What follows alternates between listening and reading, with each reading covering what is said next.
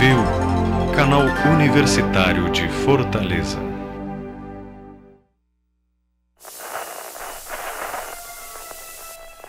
Houston, you've got to see this.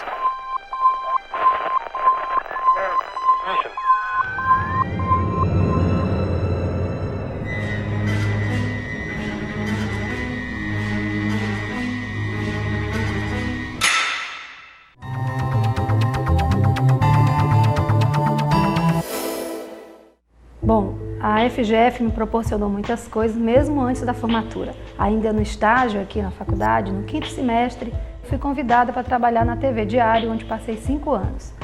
Mas a base mesmo eu tive aqui.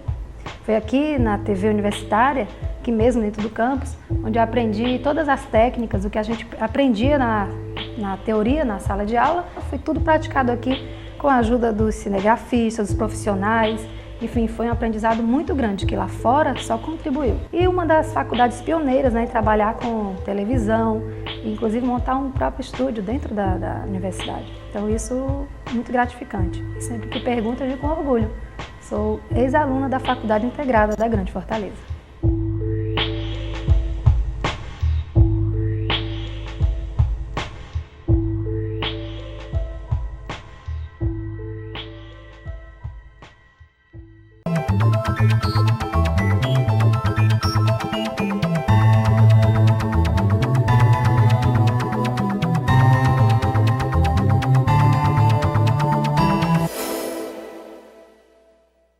Olá! No programa Destaque desta semana, nós vamos falar sobre recursos humanos. E para discutir o assunto, convidamos o presidente da Associação Brasileira de Recursos Humanos, Seção Ceará, Dr. Celso Batista Camargo. Seja bem-vindo, Dr. Celso. Obrigado. Dr. Celso, então, para dar início à nossa conversa, eu gostaria que o senhor comentasse sobre a Associação Brasileira de Recursos Humanos. Como funciona, o que é para os nossos telespectadores. Ok. A Associação Brasileira de Recursos Humanos é uma entidade filantrópica com mais de 40 anos de existência e a missão dela é desenvolver pessoas, capacitar essas pessoas para que essas desenvolvidas desenvolvam as organizações.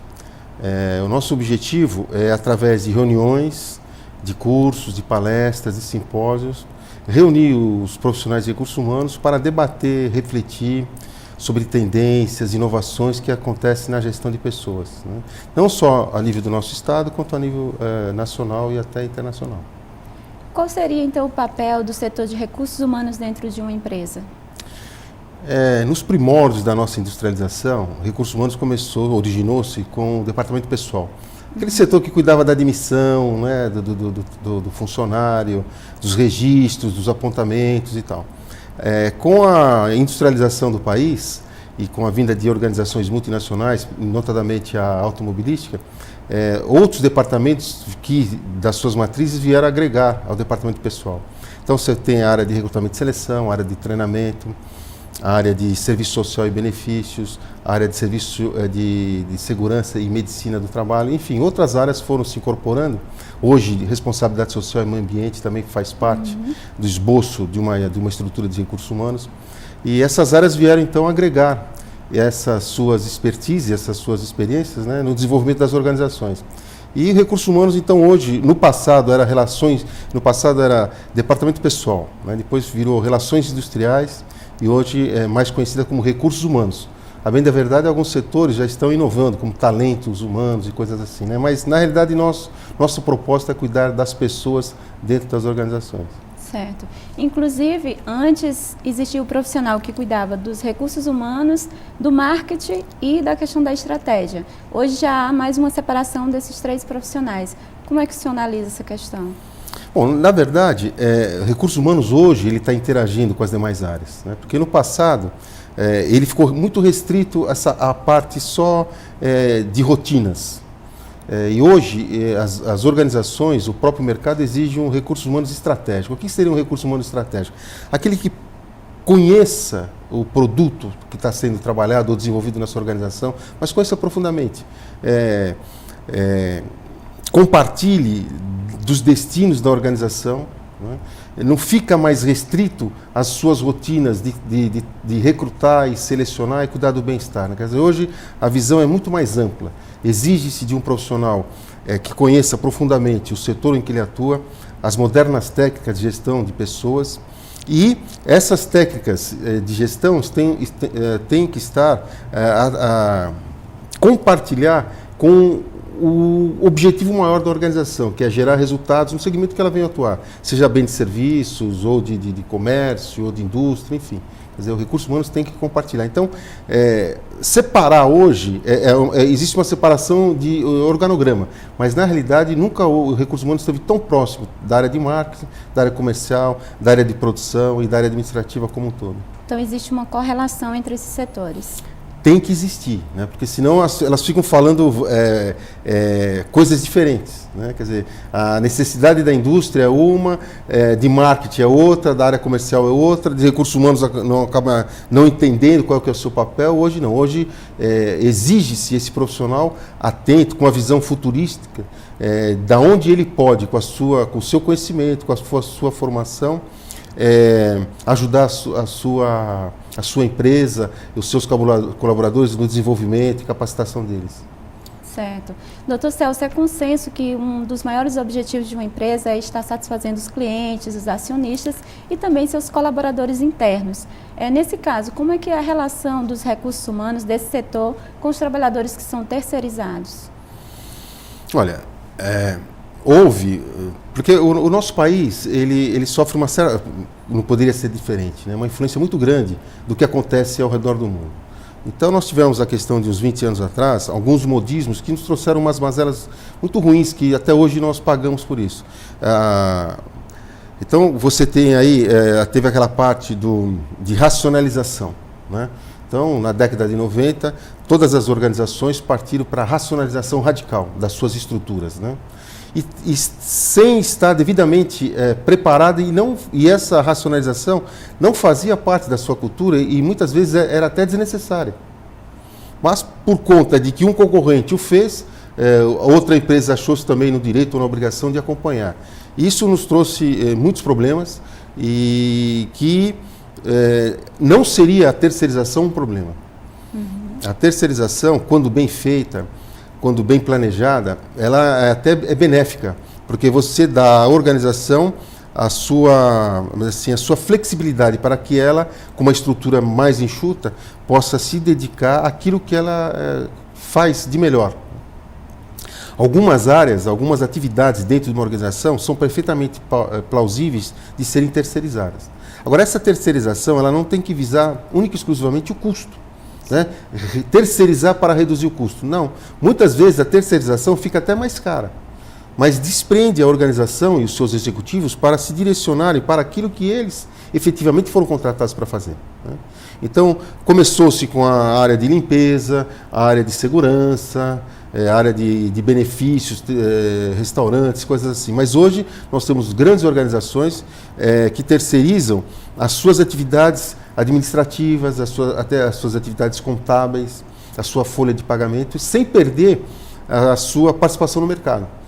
É conhecido e reconhecido no mercado grandes organizações, né, a nível mundial, que têm a sua produção totalmente terceirizada.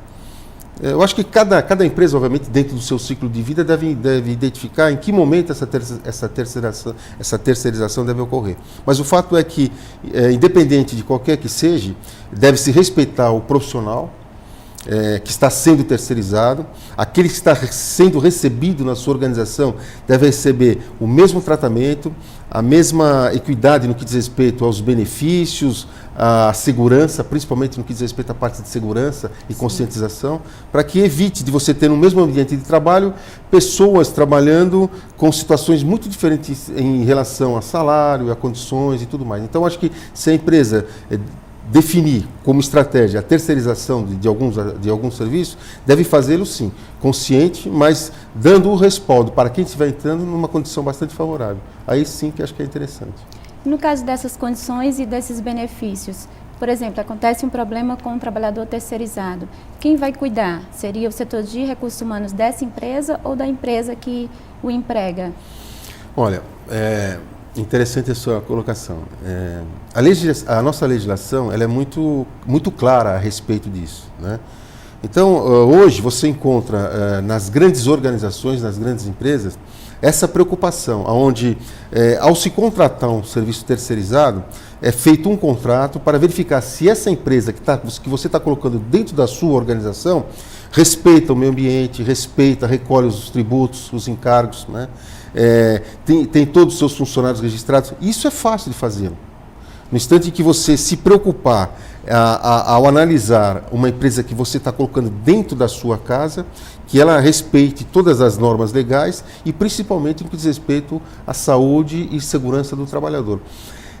E a empresa, ao ser contratada, via de regra, a empresa que está recebendo coloca toda a sua estrutura e todo o seu aparato a serviço desses terceirizados, no que diz respeito à parte de segurança, medicina e tudo mais. Quer dizer, porque, veja bem, de repente um serviço vai ser realizado na sua organização, com pessoas que não conhecem as instalações, desconhecem os perigos, aonde estão os riscos e tal. Então, esses funcionários têm que ser orientados e acompanhados diuturnamente na realização desses trabalhos. Aí sim é um trabalho consciente e responsável, entendeu? Com certeza.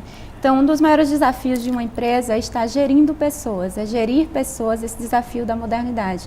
Quais são, então, as estratégias que os recursos humanos eles abordam para que essa gestão seja de sucesso?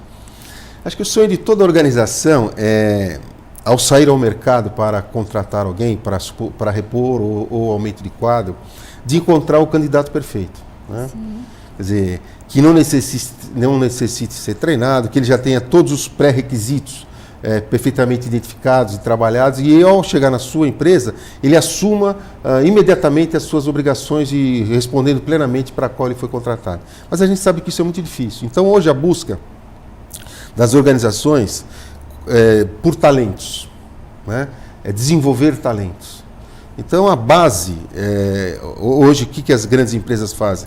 Um perfil mínimo de 2º grau completo, conhecimentos de informática, e muitas já pedem uma segunda língua, né? Ou inglês ou espanhol, para que você tenha uma boa base de crescimento, para que na medida em que a sua empresa for desenvolvendo, conquistando novos mercados, ou absorvendo novas tecnologias, você não necessite ir ao mercado buscar essas pessoas cuja experiência e pré-requisitos ainda não estão bem compartilhados ou definidos no que diz respeito à sua necessidade. Então, o ideal hoje é você buscar dentro da sua organização essas pessoas, esses profissionais, porque, né, nas organizações você tem grandes talentos que às vezes não tem oportunidade de demonstrá-lo. Então, você tem que ter uma política muito sadia, uma política aberta de valorização da prata da casa, né?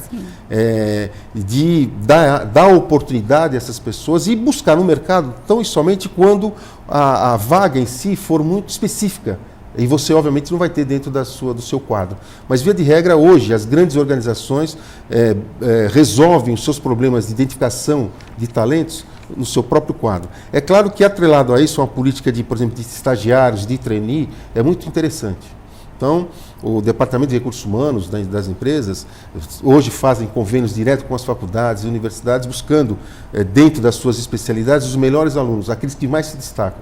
E, aliás, deve-se registrar que algumas instituições estão fazendo isso em escolas públicas.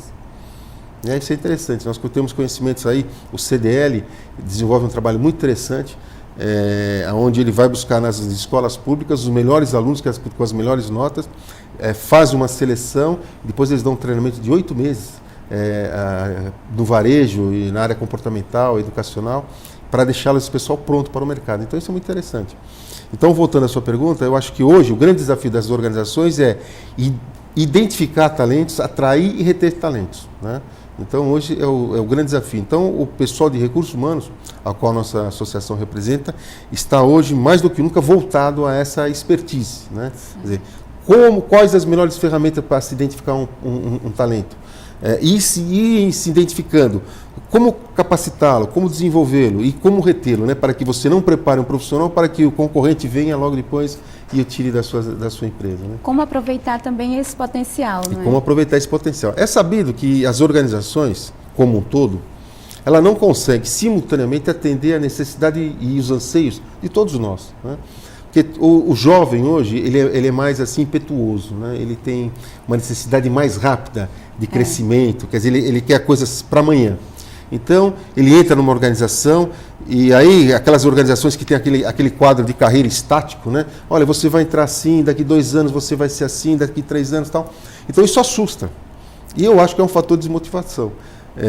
Onde você já chega numa organização e fala, olha, se você fizer tudo isso aqui, daqui a 28 anos você está nessa posição. Então isso é muito desmotivante. Então acho que as organizações hoje têm que deixar em aberto e na medida em que descobrir talentos e o potencial, o mundo, o céu é o limite, né? Aí não tem nenhuma estrutura que segure, né?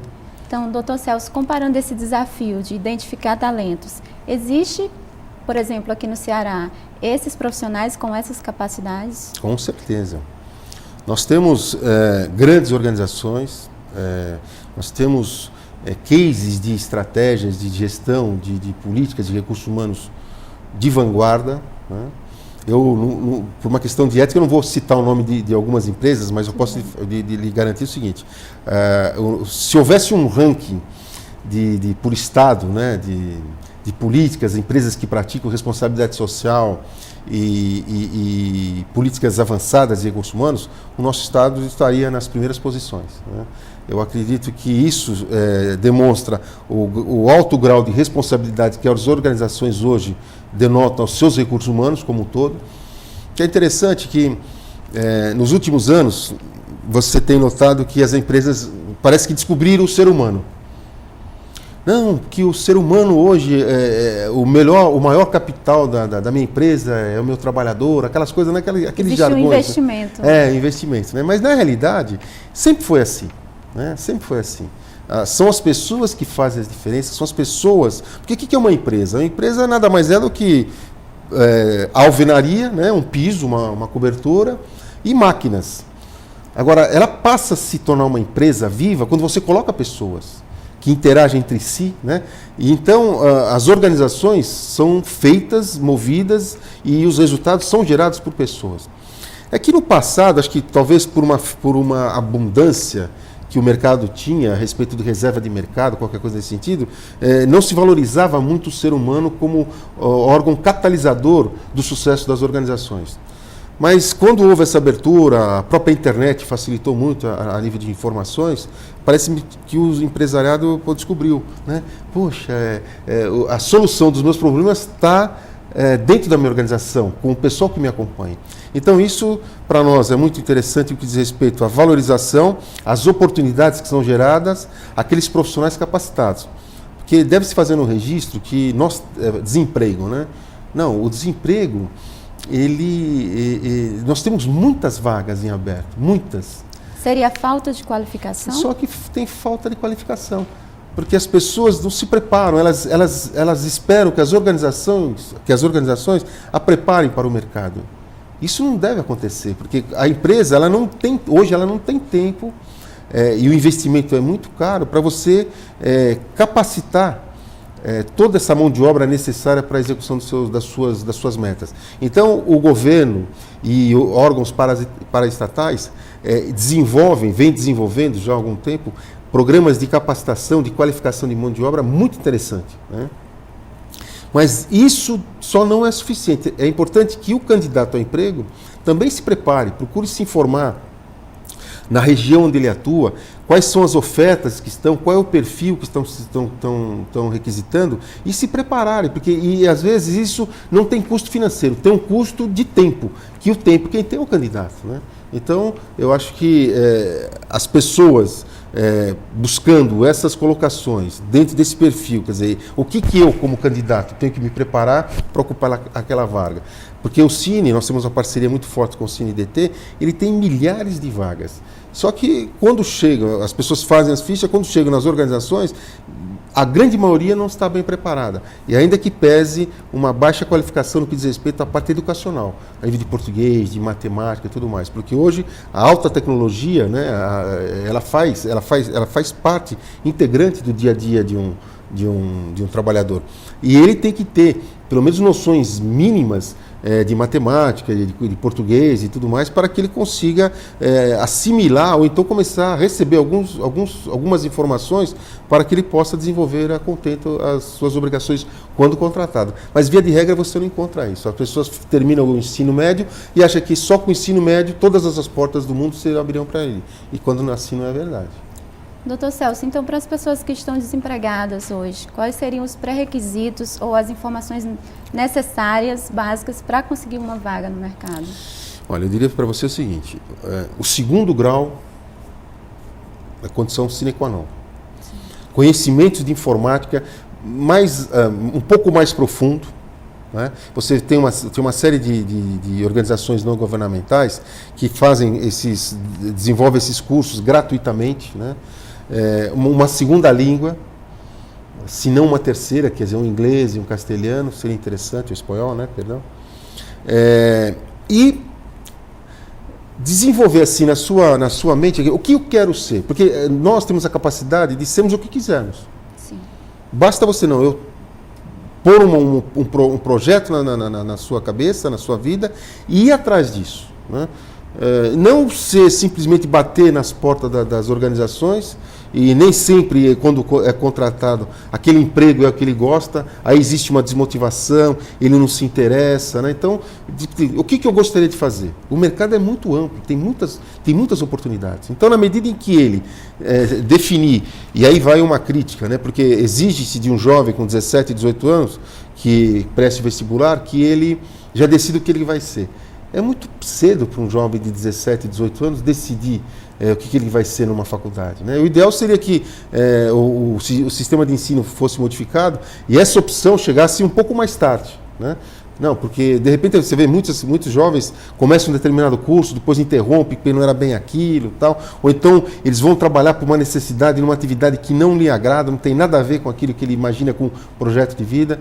Então, eu acho que hoje é perfeitamente possível você definir o que eu quero ser quando crescer ou quando estiver numa vida adulta e, em cima disso, traçar os seus objetivos e buscar recursos, e não financeiro, porque existem uma série de entidades que ofertam esses cursos, essa preparação a custo baixo ou sem nenhum custo. Basta simplesmente ele procurar e ir atrás. Agora, o que acontece é que ele fica acomodado, esperando, faz um currículo, né, de 2 páginas lá, começa a distribuir aleatoriamente, então ele distribui em comércio, indústria, em serviço, enfim, ele não está ainda bem direcionado ao que efetivamente ele quer. Então, acho que a primeira orientação seria, se possível, nas próprias escolas, essa informação já ser um pouco mais trabalhada, né?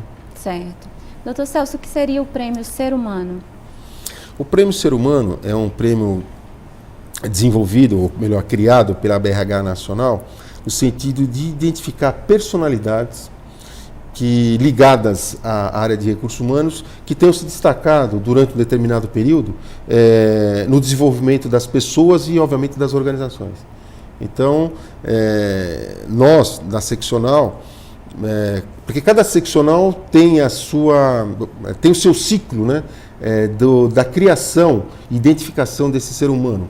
A nossa seccional ela está preparando para o ano de 2008 a criação de um prêmio regional, que eu não posso me adiantar ainda, mas posso dizer que nós estamos propondo que o nome seja de um grande empresário do nosso estado, lamentavelmente já falecido, né? Mas acho que viria assim, homenagear tudo que ele fez em prol do nosso estado e do desenvolvimento das pessoas que trabalham nas suas organizações até hoje. Então, porque nós temos em março o lançamento do nosso CONOR, que é o Congresso, o 11º Congresso Nordestino de Recursos Humanos, que eu aproveito a oportunidade para fazer esse registro, Sim. que vai acontecer no Centro de Convenções do Ceará, nos dias 12, 13 e 14 de março de 2008. Então, serão simultaneamente 2 eventos, o 11º Congresso Nordestino e o 7º Cearense de Recursos Humanos. Então, nós já estamos trabalhando na área comercial, procurando as empresas, convidando-as como patrocinadoras ou como expositoras na nossa feira, porque vai haver um congresso e, simultaneamente ao congresso, uma feira de serviços, né?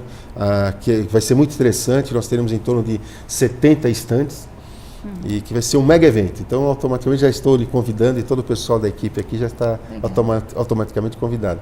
Então, nessa oportunidade, nós já estaremos oficialmente lançando esse prêmio a qual você se referiu, com o nome da personalidade a qual eu mencionei também.